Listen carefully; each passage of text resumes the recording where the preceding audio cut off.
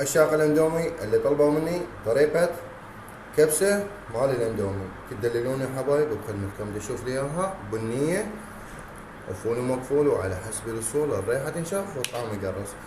قبل ما نبلش بالطريقة صلوا على محمد وآل محمد وخلونا لايك ومتابعة وضيفوا حسابي الى الانستغرام. جمعة الاندومي وصلوني نص مليون فدوة راح لكم، ما بقى شي. تعالوا نبلش.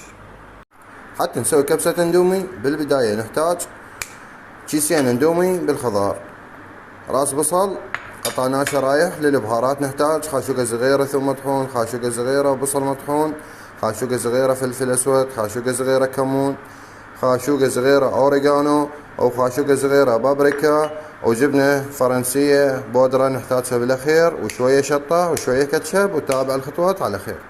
هسه بالبداية طباخ شعل النار، ننزل لنا جدرية مرتبة. هسه حمد الجدرية ننزل شوية زيت، كمية كافية. هسه حمد الزيت عندي انزل البصل. هسه ارش له شوية ملح واخليه يذب الماي مالته ويتكرمل. هسه تكرمل عندي البصل واخذ هذا اللون، انا انزل عليه بشوية شطة او تكشب العصر. هسه انزل شوية شطة مو هواي. هسه حرك.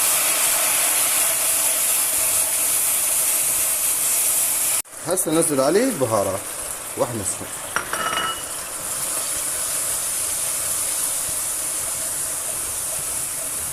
انا ريت هذا اللون، شوف لي اياه.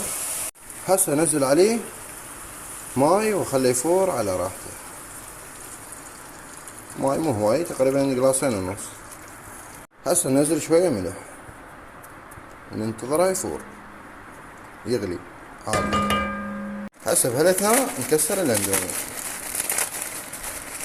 طبعا البهارات مال الاندومي هسه راح نضيفها. هسه الماي بدا يغلي عندنا، ننزل الاندومي. هذا واحد وهذا واحد. هسه ننزل البهارات مال الاندومي. هسه نحرك. رسميا الريحة قامت تنشف، شوف وياها. هسه ننتظرها تنشف. نتركها من 5 دقائق الى 10 دقائق بين ما ينشف كلش. احنا نريدها ناشفة، واذا شفتوا ماي هوايد تقدرون تشيلون من عنده. وهسه هنا كملت الكبسة مالتنا مال الاندومي البني، شوف لي اياها مفولة. هسه نروح ناكل بعد.